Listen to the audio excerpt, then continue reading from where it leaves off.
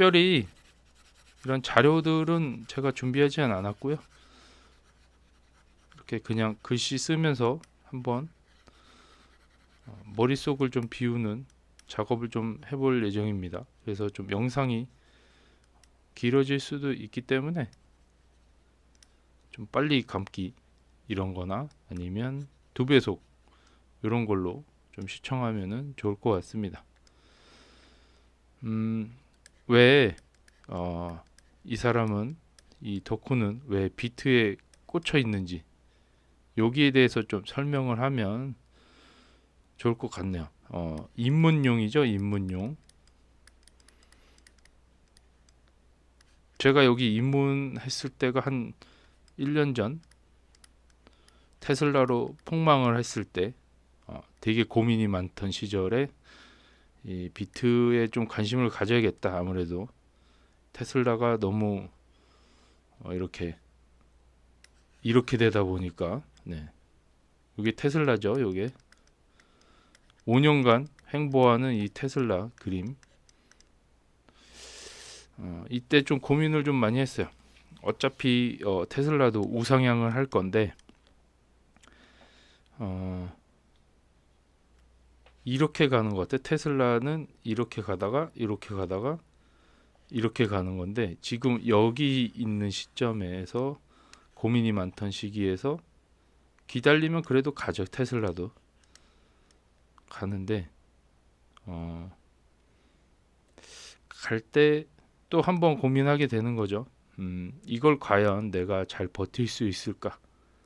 이 테슬라라는 기업을 좀 오래 끌고 갈 수 있을까라는 고민을 좀 많이 해봤고요. 그때 비트가 좀 눈에 들어왔습니다. 그러면은 솔직하게 말씀드리면 이 비트랑 저는 테슬라랑 비교를 많이 했어요. 테슬라랑. 두 개 중에 그래도 좀 나은 쪽을 좀 오래 끌고 가자. 남은 시드도 별로 없고 그렇게 많지 않은 돈으로 얼만큼 끌고 가야 이 돈을 좀 많이 벌 수 있을지, 여기에 대한 고민들, 이 두 개를 좀 비교해 보면은 미국 주식의 대표 주자죠. 지금은 한 시총 12에서 뭐 12위 정도 왔다 갔다 하고 있는데요. 한때는 M7 중에 제일 뛰어난 기업으로 알고 있잖아요. 얘가 분명히 시총 1위가 될 거다. 지금 시총 1위를 다투는 뭐 엔비디아나 이제 테슬라나 이제 비트코인, 요 세 개가 거의 시총 1위를 이제 달성을 하지 않을까라는 고민들을 하면서 이 테슬라 위대한 기업이었는데요. 이 위대한 기업과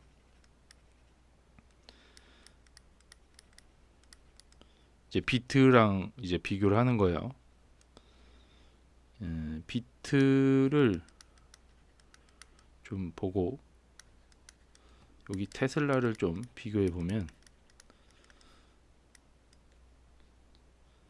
입문용이에요. 입문용. 가장 기본적인 뭐 메커니즘이라고 해야 되나요? 얘는 일론이 일군 역사입니다. 일론 머스크라는 인물이 스티븐 잡스에 이은 최고의 천재라고 하죠. 일론 머스크가 만든 기업이고요. 비트는 사토시 나카모토라는 익명의 인물이에요. 익명의 인물. 이게 팀이 될 수도 있고요. 혼자일 수도 있는, 아무도 모르는. 하지만 이분이 예전부터 이런 암호화폐의 역사들을 잘 모아가지고 하나의 기술을 개발했다. 그게 이제 블록체인이라는 기술이고요. 이게 엄청난 발명품이 된 거죠. 근데 이게 이제 인터넷 기반으로 만들어진 블록체인 기술인데요. 이거는 사토시 나카모토라는 인물이 만들었다. 그럼 이제 이 비트랑 테슬라를 비교해 봤을 때, 근데 얘가 소유자가 아니에요. 얘는 CEO가 되는 거죠. 얘는 대주주입니다. 대주주. 얘도 대주주긴 맞아요. 대주주. 얘가 100만 개 정도 가지고 있고요. 얘가 주식의 14% 정도를 가지고 있어요. 근데 이 초창기에 가져간 이 100만 개가 거의 없다고 보시면 됩니다. 거래를 안 하기 때문에. 그래서 사토시가 준 선물이라고 보여질 만큼 이 100만 개는 없는 비트라고 보시면 되고요. 인물만 비교해 봤을 때는 누가 더 뛰어나냐? 둘 다 뛰어납니다. 둘 다 세계를 아우를 수 있는 가장 큰 인물 중에 하나인데요. 이 실존하는 인물이 아직 아닐 수도 있기 때문에 이 나카모토는 그냥 역사적인 인물로 간주를 하면 좋을 것 같고요. 지금 현재 살아있는 최고의 천재죠. 일론 머스크가 수장으로 있는 테슬라가 더 미래가 밝냐, 아니면 지금 그냥 이 블록체인 기술이 다 포함된 이 비트코인이 앞으로 더 좋을 거냐, 여기에 대한 고민을 좀 했을 때 이런 주체가 있었다. 일론하고 나카모토라는 인물이 있었고요. 여기서는 거의 비등비등했는데 얘가 주권 행사를 안 하는 조건까지 갔기 때문에 저는 여기다가 점수를 하나 더 줬습니다. 그러고요. 하는 비즈니스 모델 같은 걸 좀 봐야겠죠. 그래서 이 모델 같은 거를 좀 보게 되면, 이 모델 같은 게 보면 얘는 이제 화폐 역할을 하고요. 얘는 이제 전기차, 제일 유명한 전기차가 있고, 요즘은 AI, 요게 FSD죠. 그다음에 로봇 옵티머스, 요 세 가지 정도를 하고 있어요. 얘네 둘이 합쳐진 게 로보택시죠. 로보택시, 운전자 없는 자동차. 이런 사업을 하고 있는데요. 미래를 이끌 만한 아주 유명한 사업 중에 하나죠. 얘네들을 데리고 화성에 가는 게 목적이잖아요. 얘는. 그래서 아주 유명한, 아무도 이제 가지 못한 길들을 이 테슬라가 먼저 개척해 가면서 선두를 달리고 있잖아요. 그래서 전기차 쪽에 좀 경쟁자들이 많이 있고요. 이 FSD는 거의 경쟁자가 없는, 거의 독점이죠, 독점. 그런 로보택시 외에 이 카메라로, 그리고 머리 두뇌로 움직이는 이런 FSD를 개발을 함으로써 전기차 시장을 좀 더 앞서 나갈 수 있는 티켓을 얘네들이 갖고 있습니다. 그리고 이 AI 두뇌를 로봇으로 이동을 하면서 이 로봇가 좀 더 사람처럼 지능이 있는 행동을 할 수 있게끔 만들어주고 있고요. 그래서 아무도 이 길을 가보지 못한 길을 테슬라가 먼저 밟고 있다. 하지만 경쟁자들이 따라붙고 있죠. 여기도 그렇고 여기도 그렇고 지금 세 가지의 수많은 기업들이 달려붙고 있습니다. 그래서 테슬라가 만약에 휘청거리면은 따라잡히는 거죠. 약간 이런 뭔가 항상 불안한 입장? 1위긴 1위지만 항상 2, 3위가 쫓아다니는 이런 그림이에요. 항상 1위를 무너뜨리기 위해서 경쟁자들이 존재한다.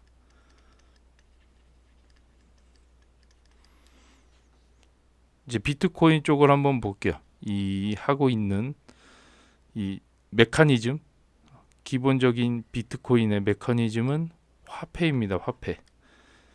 2009년도에 이 신용이 무너지면서 생기는 이 찍어낼 수 없는 화폐.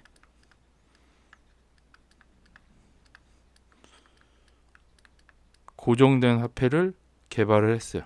그래서 얘는 어떤 역할을 하냐면 이 달러가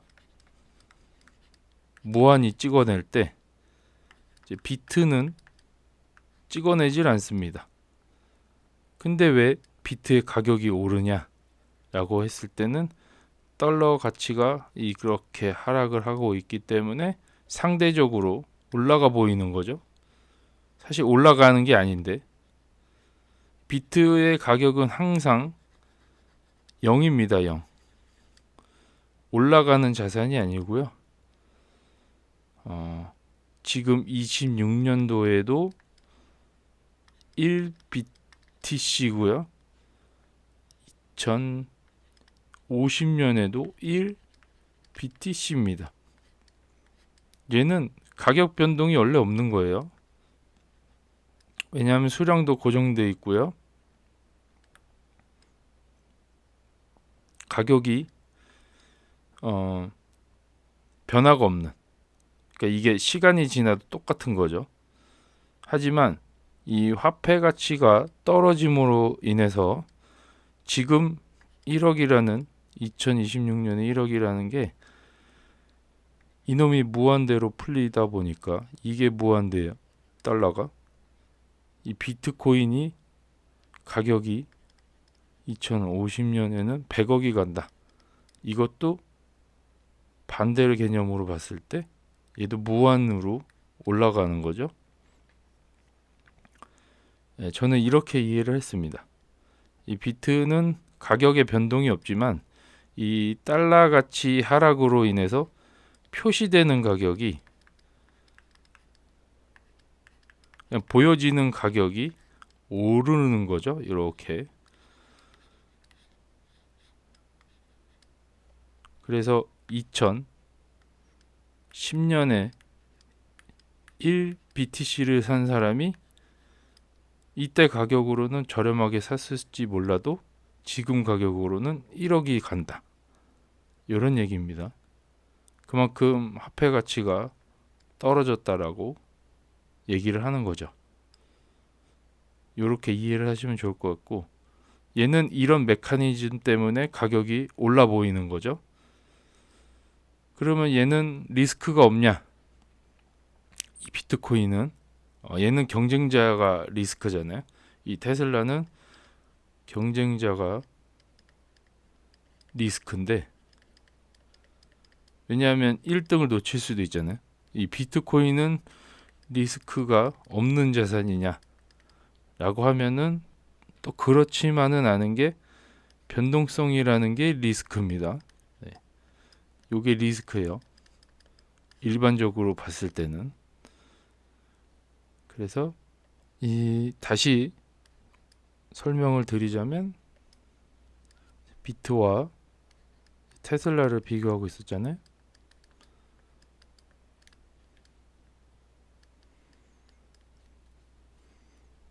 이제 리스크 부분에서 얘기를 할 거예요. 리스크. 얘는 변동성이 리스크가 될 수 있습니다. 왜냐하면 변동성이 훨씬 크기 때문에. 얘의 리스크는 경쟁자예요.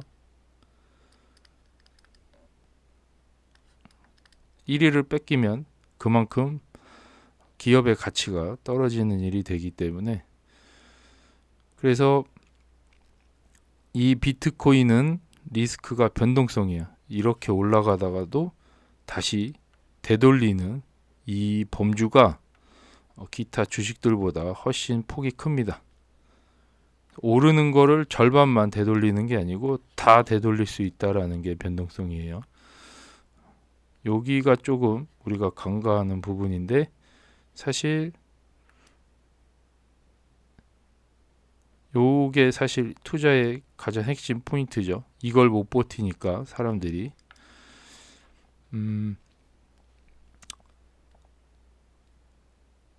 어쨌든 메커니즘이 달러 기반이에요. 달러 기반이기 때문에 이 달러는 정치나 경제 이런 매크로 환경에 따라서 무한히 찍어내는 돈입니다. 그러다 보니까 비트는 계속 우상향할 수밖에 없는 자산이 되는 거죠. 이 표시 가격으로만 봤을 때.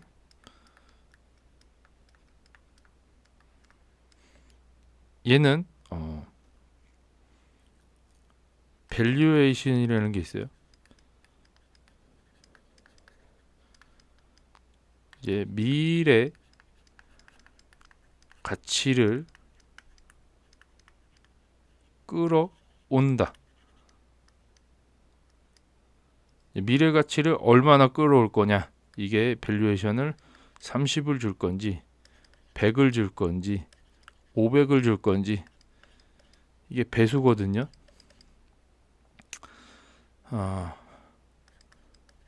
PER이라고 하죠. 요거를 빨리 끌어오는 거예요. 이게 얘가 10년 20년 뒤에 이만큼 성장할 거다. 이거를 10년 앞으로 끌어오는 거죠.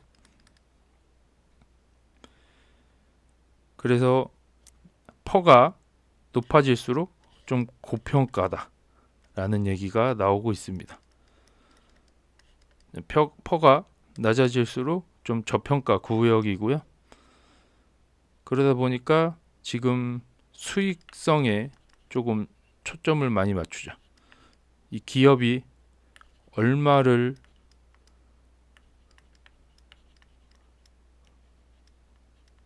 벌까라는 거에 초점이 맞춰져 있습니다. 그래서 항상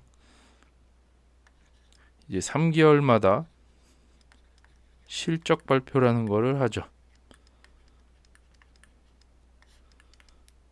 이것도 하나의 리스크가 될 수 있는 부분인데, 이게 항상 좋을 수가 없잖아요. 그래서 매크로의 지금 상황, 거시경제 상황에 따라서 이렇게 오르고도 내리고도 하는 그런 부분이 있어요. 그래서 항상 우상향을 하지만 이 저평가 구간이 항상 있고요. 고평가 구간이 항상 따라다니는 이런 게 주식이라고 보시면 됩니다. 우리는 항상 여기서 사서 여기서 팔라고 하잖아요. 대부분의 사람들은 그렇게 생각을 하지만 사실은 여기서 사서 여기까지 기다리면 되는 건데, 고점에 사서 그냥 고점까지 그냥 기다리면은 돈을 벌 수 있는 구조잖아요. 이거를 많은 사람들이 하지를 못한다. 길면 1년 투자 정도 하겠죠. 요즘 사람들은 왜냐하면은 돈을 넣으면 바로 결과를 얻기를 원하기 때문이죠. 저도 그랬지만 돈을 넣으면 한 그래도 일주일 안에는 이게 플러스인지 마이너스인지를 빨리 알고 싶은 거죠. 그러다 보니까 장기 투자가 쉽지 않은 거죠. 어쨌든 테슬라는 이런 리스크를 안고 있어요. 경쟁자가 좀 많아지고 있고요. 고평가 밸류에이션을 항상 지니고 다니는 주식이에요. 그래서 언제 폭락을 해도 당연하다라는 그런 불안감을 좀 항상 갖고 있고요. 미래 가치를 좀 많이 끌어당기는 주식이죠. 왜냐하면 천재적인 생각과 천재적인 아이디어들이 사업에 다 녹아져 있기 때문에 미래 산업을 선도하고 있는 위대한 기업은 이런 고평가 논란이 항상 있다. 엔비디아 같은 그런 게 있어요. 그래서 얘를 투자할 때 가장 주의해야 될 점은 남들이 안 살 때 저점에서 사는 게 포인트고요. 하지만 고점에서 하더라도 기다리면 충분히 수익을 볼 수 있는 그런 종류라고 보시면 됩니다. 하지만 이 비트는 달러랑 유동성에 기반해서 움직이기 때문에 조금 다르게 작동을 하는 것 같습니다. 이 두 개가 서로 상반되게 움직이거나 오르는 폭 자체가 다르거나 이런 식으로 이 고민을 좀 많이 했어요. 이 두 개 중에 대체 어떤 거를 투자해야 되지? 막 이러면서 비트는 누구의 것도 아닙니다. 소유주가 없어요. 여기에 대해서 한번 또 설명을 해볼게요.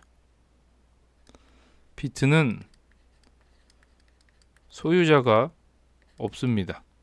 누구의 것도 아닌 그 소유자가 없는 자산인데요. 이게 엄청난 큰 메리트가 있습니다. 반대로 테슬라는 일론 겁니다. 아무리 못해도 투자자들의 투자 지분이 높더라도 테슬라는 일론 개인 소유라고 보시면 됩니다. 테슬라의 14%라는 지분을 갖고 있기 때문에 이건 명백히 개인 소유라고 보여지고요. 어떤 거에 의해서 이게 주가가 오르락 내리락 하지 않습니다. 네, 하지만 테슬라는 일론의 행보에 따라서 이렇게 왔다 갔다 하는 그런 약간 어이없는 경우가 좀 생겨요. 이게 CEO 리스크라고 합니다. 이게 좀 가장 큰 주식 중에 하나예요. 하지만 이제 일론에 믿고 투자하는 분들은 이 CEO가 좀 소통을 좀 많이 하잖아요. 이런 CEO는 세상에 없다라고 하면서 소통을 좀 강조를 하고 주주와 함께하는 그런 이미지로 좀 주목을 받고 있는데 이런 거는 좀 장점이지만 일론의 행동 하나에 따라서 변동성이 좀 생기고요. 주가 폭락도 좀 일어나는 이런 게 좀 단점으로 보여집니다. 비트는 단점이라고 하면 단점인데 어디로 튈지 몰라요. 위로 갈 수도 있고 아래로 갈 수도 있고 이거를 아는 사람이 아무도 없습니다. 유일한 단서는 유동성이에요. 유동성.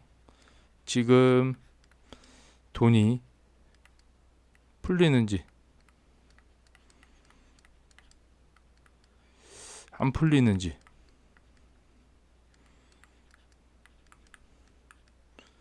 요거에 따라서 이렇게 좀 변동이 있는 것 뿐이에요. 그리고 이미 풀린 돈은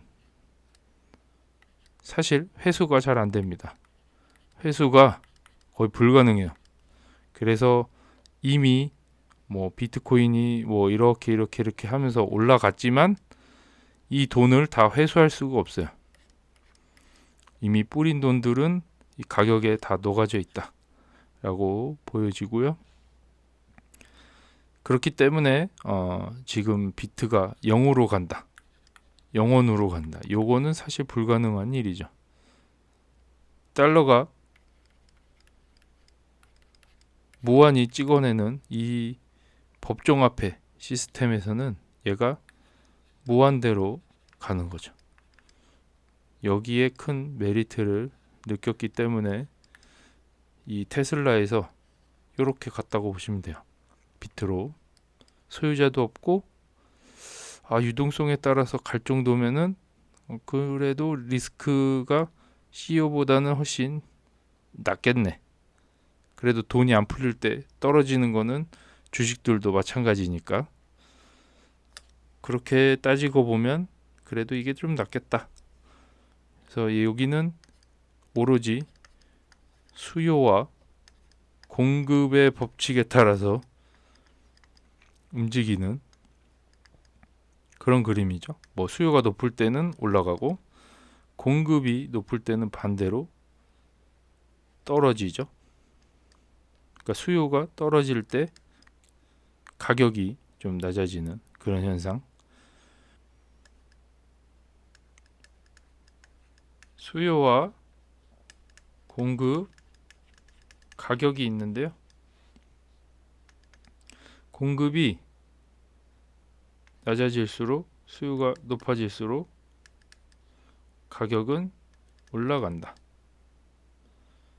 수요가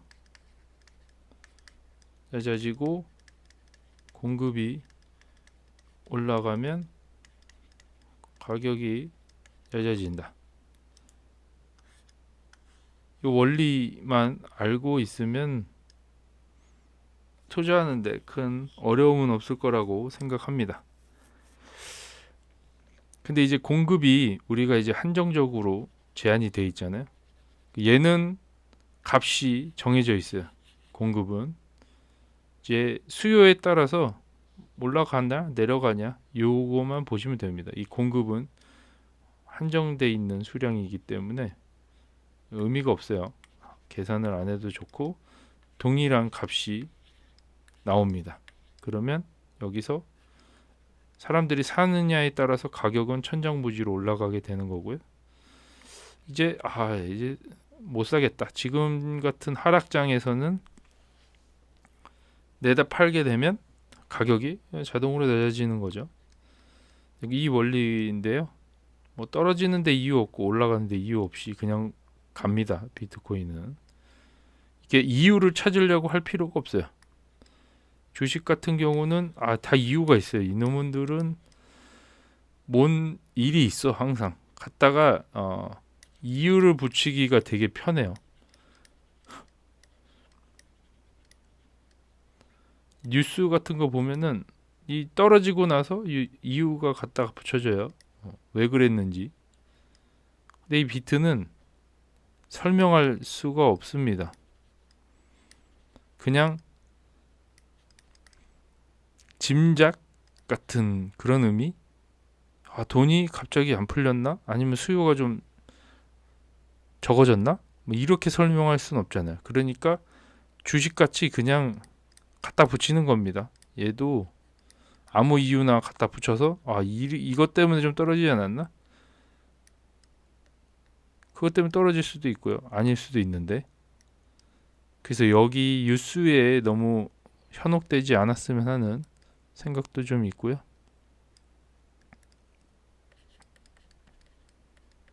자, 비트에 대해서 지금 왜 갈아탔는지에 대해서 좀 생각들을 정리하고 있는데요.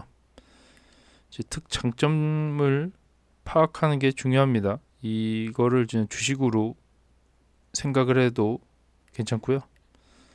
2100만 개 BTC라고 하죠. 요게 빼기가 들어가요. 한 300만 개에서 400만 개가 이제 손실, 영구 손실이죠. 영구 손실. 어디로 갔는지 알 수가 없는. 예전에는 가격이 낮았기 때문에 뭐 쉽게 얘기하면 1,000원, 2,000원, 뭐 만원, 2만원 잃어버렸다고 생각하는 거죠. 옛날에는 이게 오를 줄 몰랐으니까. 그래서 보관이 좀 부실했다. 개인키나 이런 것들을 좀 잃어버린 그런 것들이 너무 많아서 이게 추정치가 한 300만 개에서 400만 개. 사토시가 100만 개 정도 가져갔죠. 스트레티지가 70만 개. 지금 72만 개인가요? 72만 개를 가져갔다. 이게 MSTR이고요. 얘가 사토시죠. 이렇게 좀 얘가 뭐 앞으로 100만 개에서 200만 개 정도 더 수량을 모은다고 했으니까 뭐 감안했을 때는 한 500만 개에서 600만 개가 그냥 사라진 거라고 보면 됩니다. 근데 아직 채굴 중에 있는 게 100만 개가 있잖아요. 그러면 지금 2000만 개에서 빼기 500개만 해보죠. 그러면 1500개입니다. 1500만 개로 지금 게임을 진행하고 있어요. 근데 개인이 70%를 가져가고 있어요. 개인 물량입니다. 옛날에 고려적 완전 조선시대부터 갖고 있던 2009년도부터 시작해서 2010년도에 대량으로 산 고래들의 물량이 여기에 엄청 들어가 있겠죠. 그리고 현재까지 존버하거나 이게 생사를 알 수 없지만 존버를 하고 있다. 아직 나오지 않고 있다. 그런데 또 특징 중에 하나가 고점 찍었던 사이클 있죠.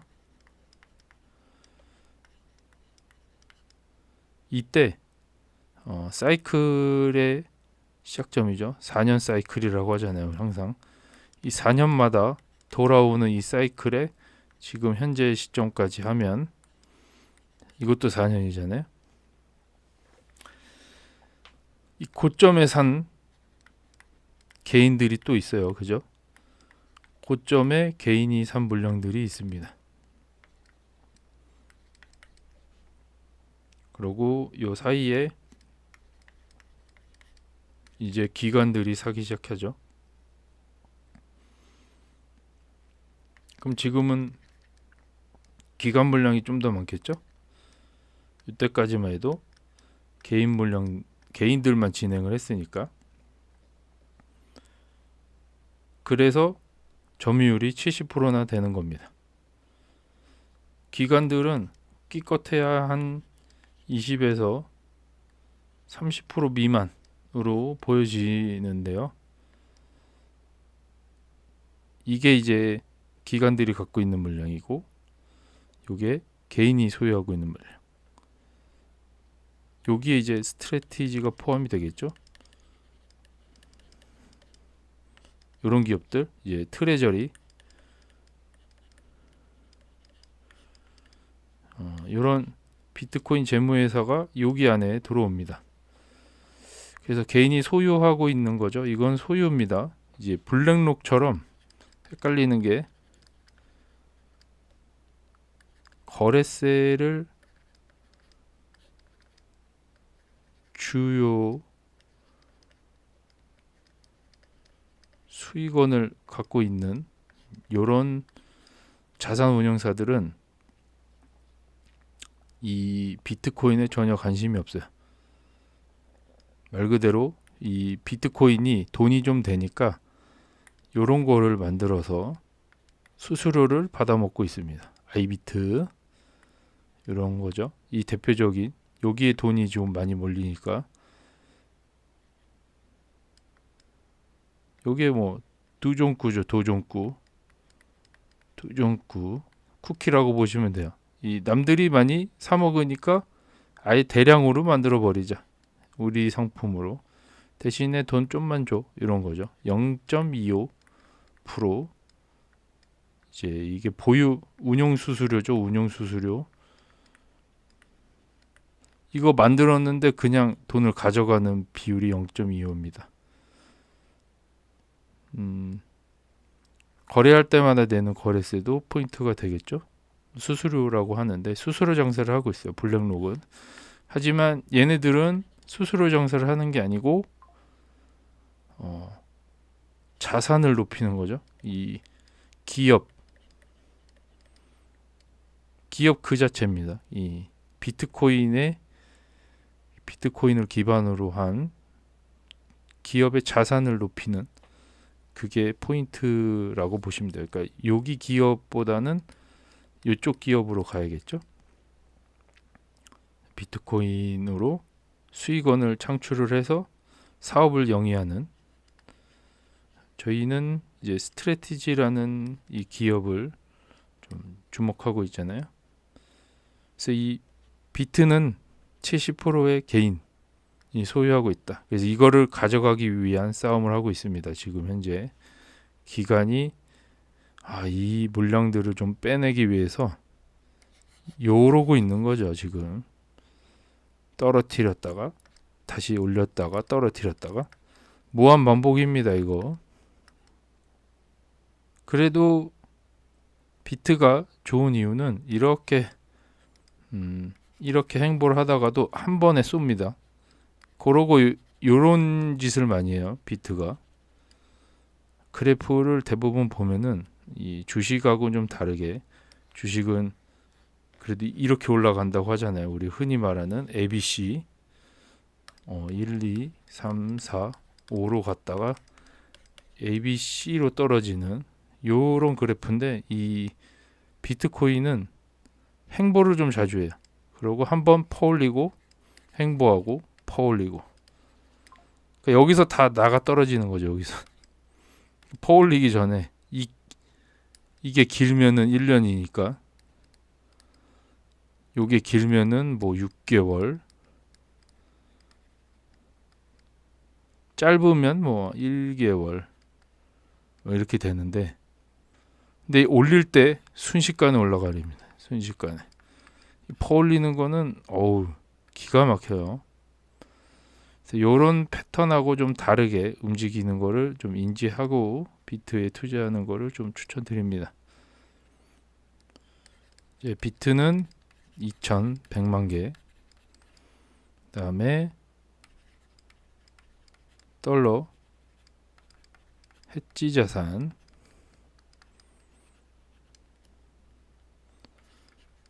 유동성, 민감 자산. 그러니까 유동성이 뭐 조금이라도 좀 줄어든다 싶으면은 얘 기가 막히게 좀 떨어뜨리는, 없지 않아 그런 것도 좀 있는 것 같아요. 그래서 돈이 무한대로 풀리면 결국에는 무한의 흐름으로 가지 않나. 그래서 가격에 끝이 없다.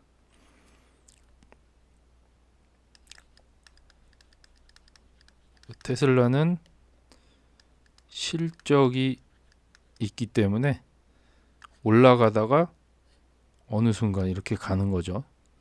애플처럼. 여기 구간이라고 보시면 돼요. 테슬라는 성장하는 기업, 여기는 성장이 멈춘 기업이죠. 애플은 여기, 테슬라는 여기, 비트는 이거죠. 멈출 수가 없어요. 여기는 뭐 쉽게 얘기하면 이렇게 간다고 하잖아요. X 곡선으로. 지금 초창기에 급하게 올라갔다가 이 횡보 구간을 거치고 올라가는, 얘는 뭐 수요 폭발, 공급 재료,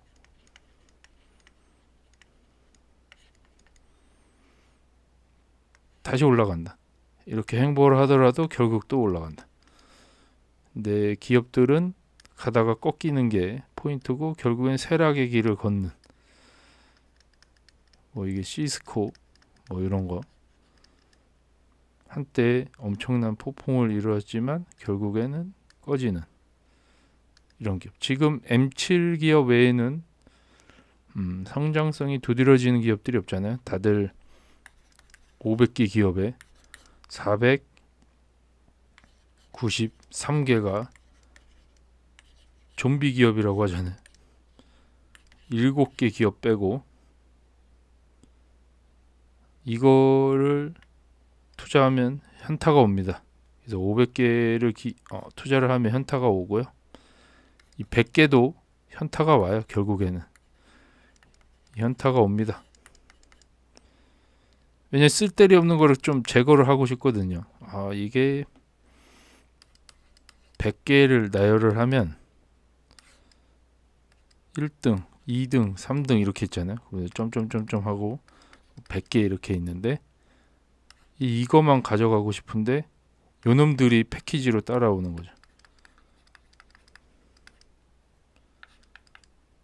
요놈들만 갖고 가기엔 또 변동성이 더 커지는 것 같아서 불안해요. 그러다 보니까 요 안전함을 더해 놓은 거죠. 좀비 기업을 더하는 겁니다. 그러다 보니까 수익률이 비트는 하루에도 5%, 10% 이렇게 갈 수 있잖아요. 떨어지는 것도 뭐 5%, 10%씩 떨어지니까 변동성이 커지는데 이 나스닥 100은 이제 폭등이라고 하면은 한 3%, 대폭락도 거의 3% 미만. 이제 평타라고 하면은 항상 뭐 0.5% 정도 왔다 갔다 하죠. 뭐 1%면 거의 폭등이라고 봅니다. 이거를 워낙 변동성이 작다 보니까 억지로 끌어올리는 이런 상품들이 인기가 있는 거죠. 요걸로 가지 말고 요걸로 가라. 충분하다. 요걸로 100개의 씨름하느니 좀비 기업 끌고 가지 말고 비트로 하나로 통합해도 충분하다. 그만큼 변동성이 어마무시하면서도 이게 축복을 가져다 줄 거다. 라는 게 이제 마이클 세일러의 지론입니다. 이 축복이라고 하죠. 변동성은 축복이다. 이 일반인들은 이해 못하는 어쨌든 좀비 기업을 끌고 갈 필요가 없다. 그러다 보니까 이게 결정적인 역할을 했습니다. 이 비트로 하나로 가자. 이런 게 이제 결정적인 역할을 했고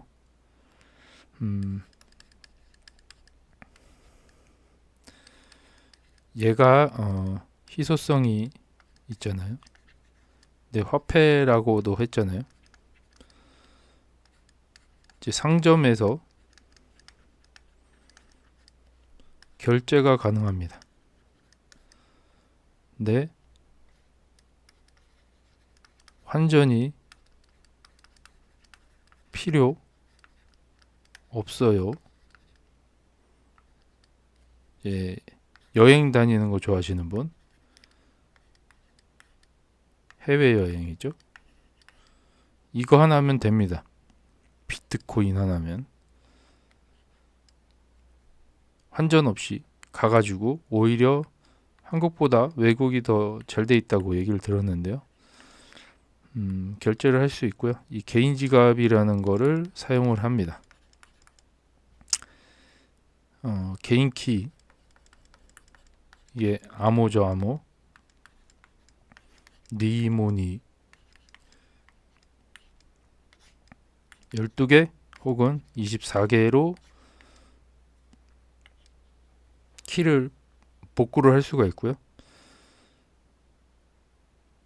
이런 특장점이 있어요. 그래서 이거는 그냥 화폐로서의 기능도 갖고 있으면서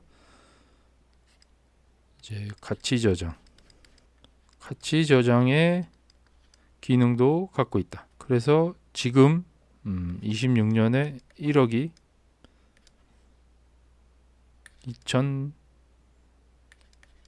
2045년에는 100억이 된다는 얘기가 거짓말이 아니다.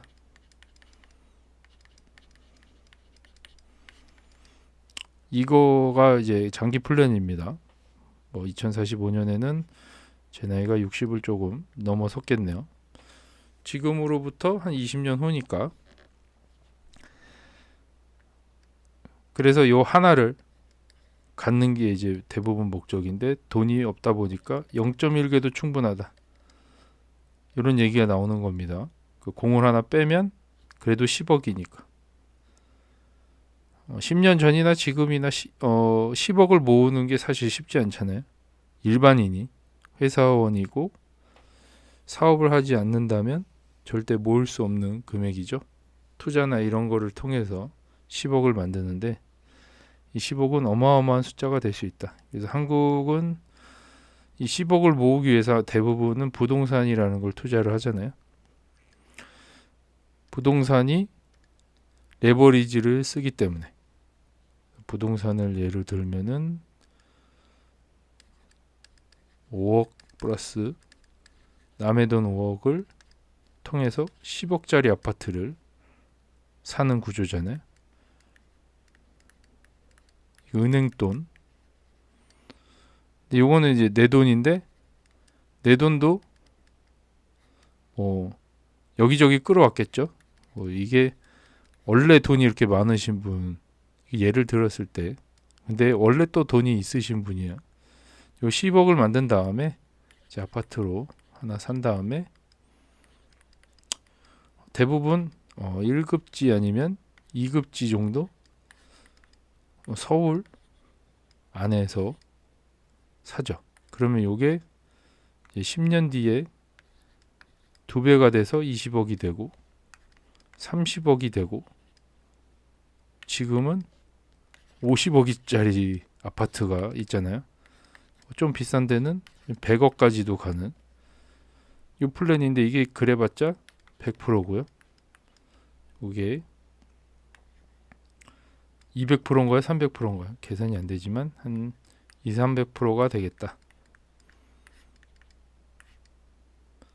근데 주식으로 100% 먹기 사실 어렵죠.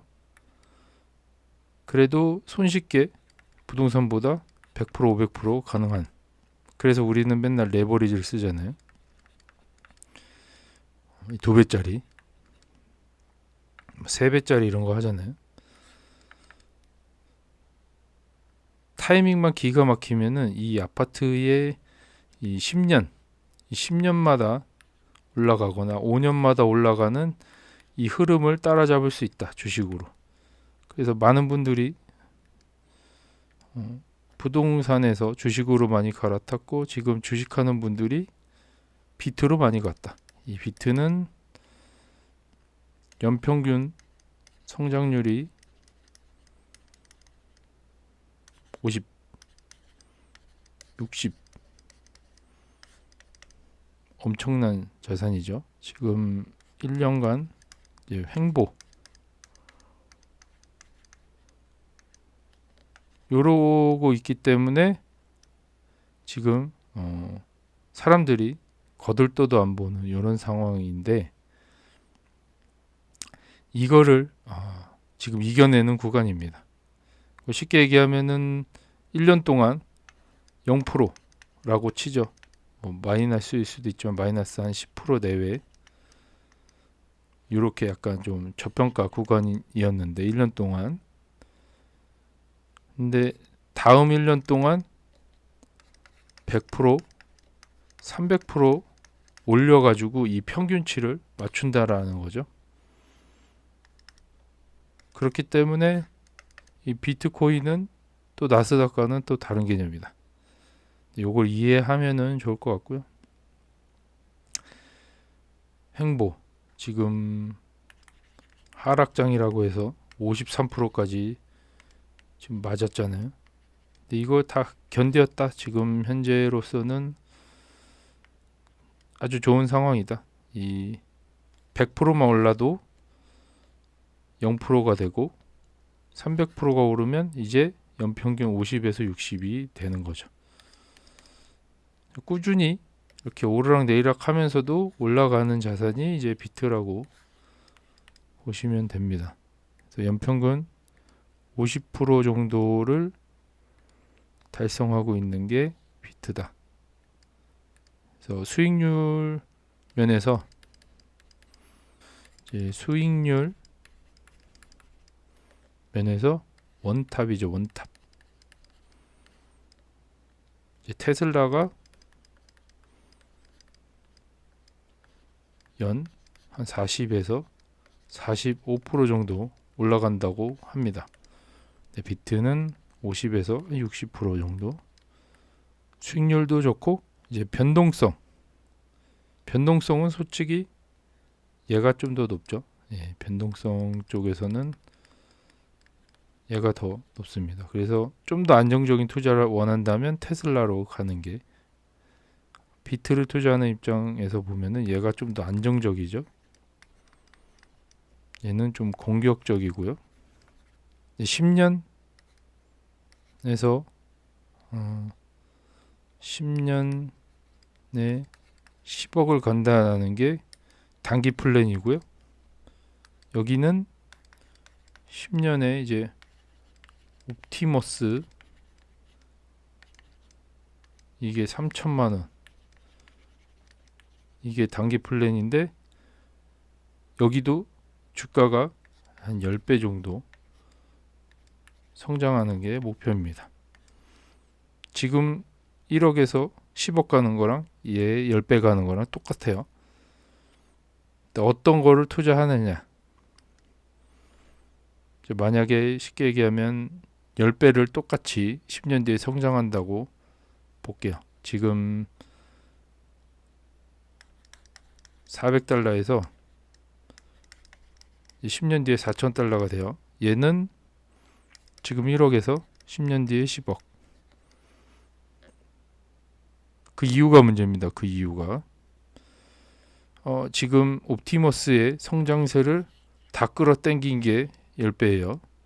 그러면 앞으로의 다시 10배를 성장하기 위해서 얘네들은 어떤 노력을 해야 되나? 앞으로의 또 10년이죠. 무지막지하게 노력을 해야겠죠. 테슬라 입장에서는 스페이스 X까지 합류한다라는 이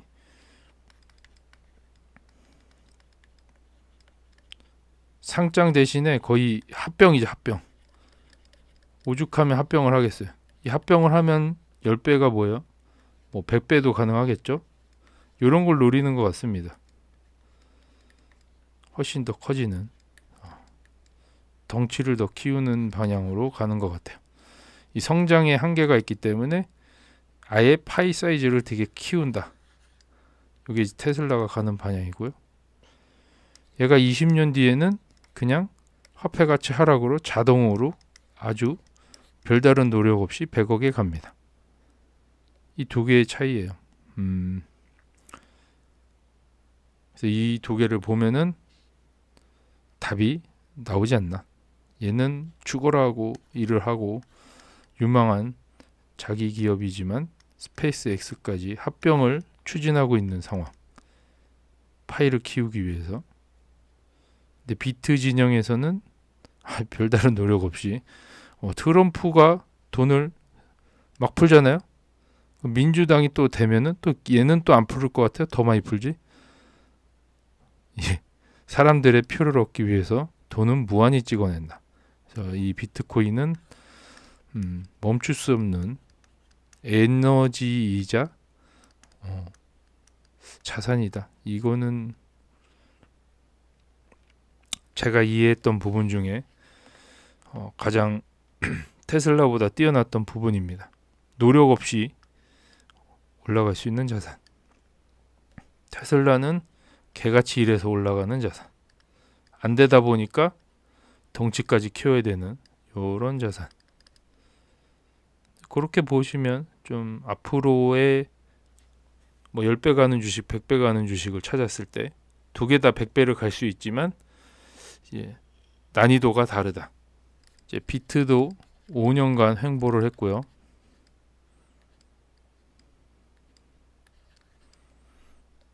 테슬라도 5년간 횡보를 했어요.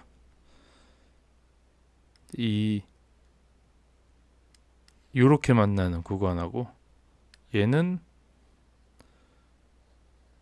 이렇게 되는 구간이죠.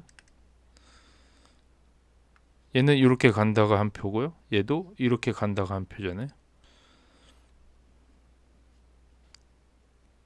똑같긴 똑같습니다. 똑같긴 똑같은데 얘는 사업이 주가 될 수 있지만 얘는 유동성이 주가 될 수 있다. 돈이 더 많이 풀리면은 훨씬 더 쉽게 탈출이 가능하고요. 여기는 사업이 확장이 되고 성장이 돼야지만 여기를 빨리 탈출할 수 있다. 요 차이라고 보시면 됩니다. 이렇게 이해하시면 좋을 것 같고, 그래서 결론은 이제 비트가 테슬라보다 낫다라고 판단한 거죠. 이게 뭐 하루아침에 판단했겠습니까? 하루 공부하고 뭐 한 달 공부하고 2달 공부하고 물려있는 세월 다 포함해서 지금 1년 넘게 고민하고 고민하는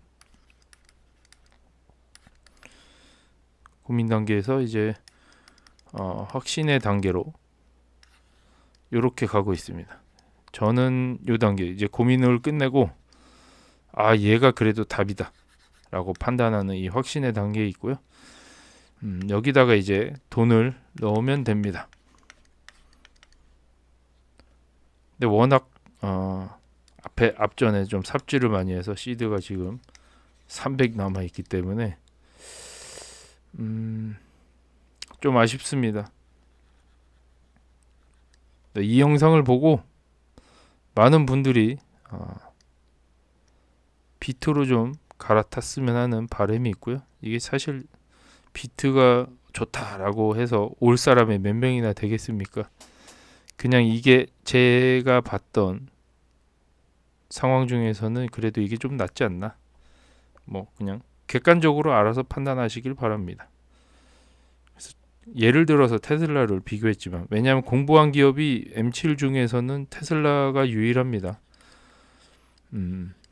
엔비디아의 사업도 좀 복잡하고요. 나머지 그렇게 메리트 있는 사업이 있는 M7 기업 중에서는 그래도 테슬라가 제일 낫고, 여기도 많이 공부했어요. 여기도 한 6개월 이상 책까지 사면서 공부를 많이 했고요. 일론을 파악하기 위해서 뭐 시간도 많이 보냈고, 이 기업을 이해하는 거를 제가 다 소화를 하고 이제 비트를 관점을 돌렸을 때 테슬라보다 비트가 난 이유가 앞전에 계속 설명드렸듯이 그런 이유에 의해서 이제 고민 단계에서 확신으로 갔다, 이 얘기를 하는 겁니다. 그래서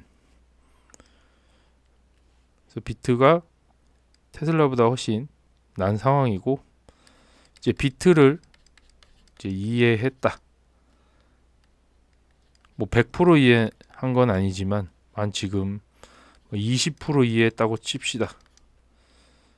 많은 걸 이해한 건 아니지만 기본적인 메커니즘, 돌아가는 그런 시스템, 요런 것만 이해를 하는 건데, 뭐 여기 더 세부적으로 들어가면 더 복잡합니다. 뭐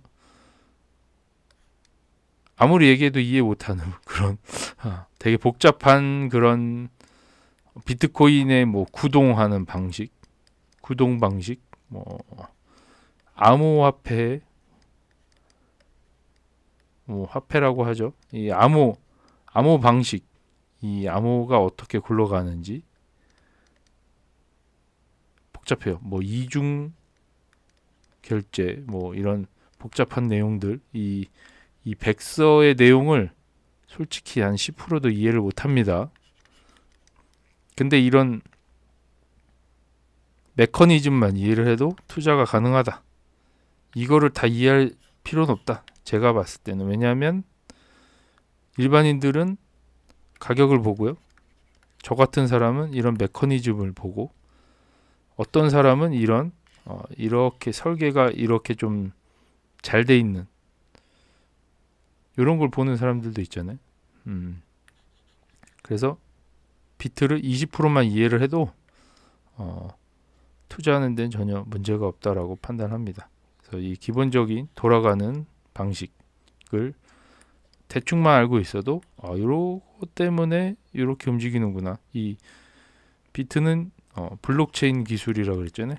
이 블록체인이 어떻게 굴러가는지만 이 블록체인을 이해하는 거나 거의 10%도 안 된다.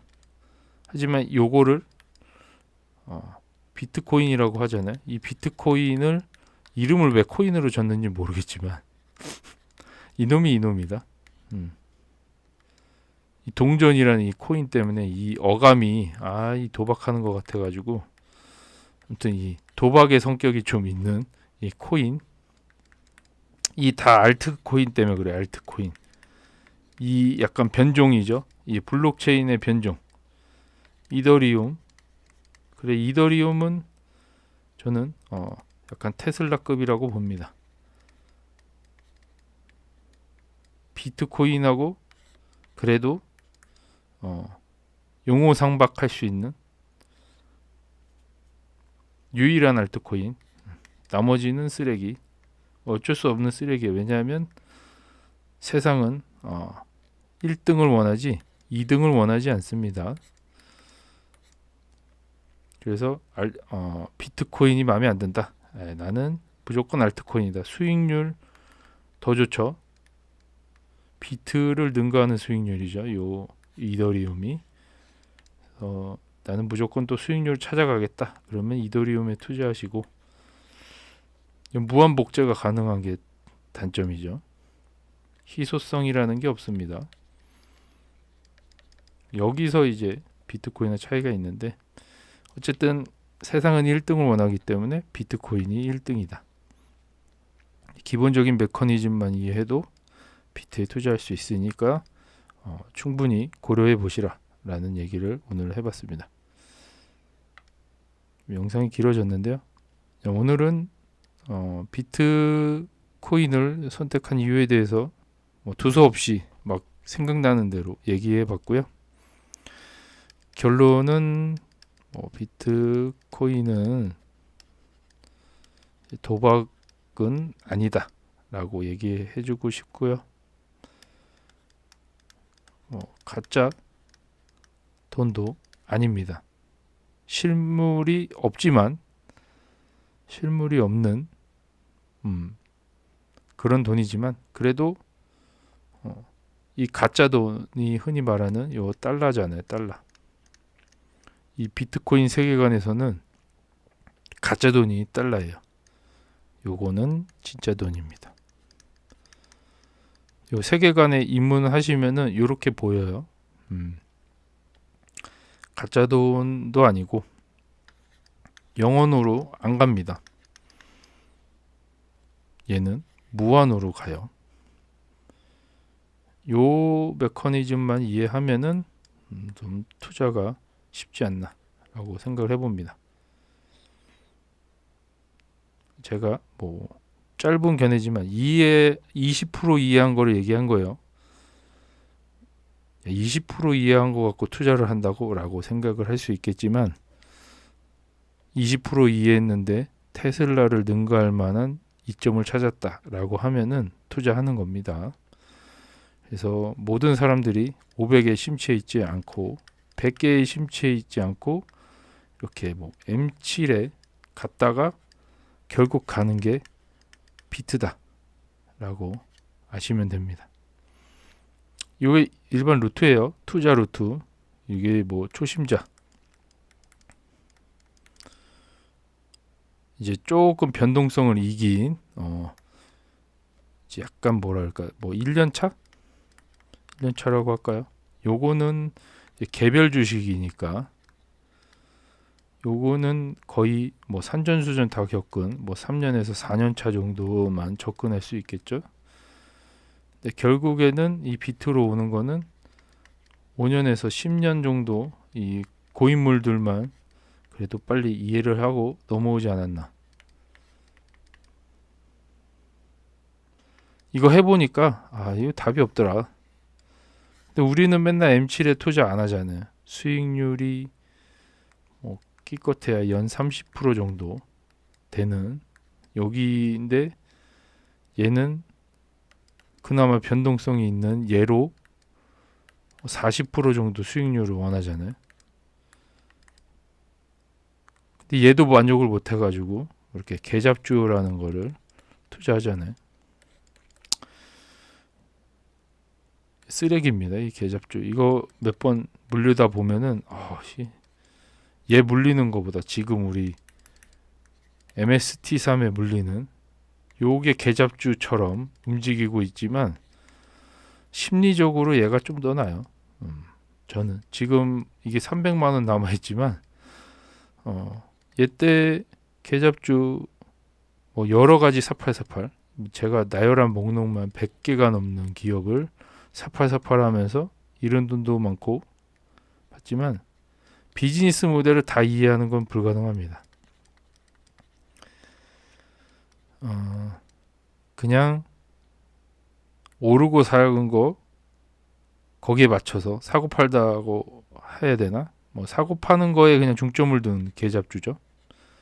비즈니스를 이해를 한다는 거는 엄청난 노력이 필요해요. 사실 시간도 내야 되고 공부도 해야 되고. 저는 그나마 20%도 이해했지만 비트에 투자를 했다. 다음 편에는 이 스트래티지라는 기업에 왜 비트를 이해했고 스트래티지로 갔는지에 대한 요 얘기를 좀 해볼까 합니다. 요 MST3이 개잡주로 움직이지만 그래도 마음이 완전 불편한 건 아니다.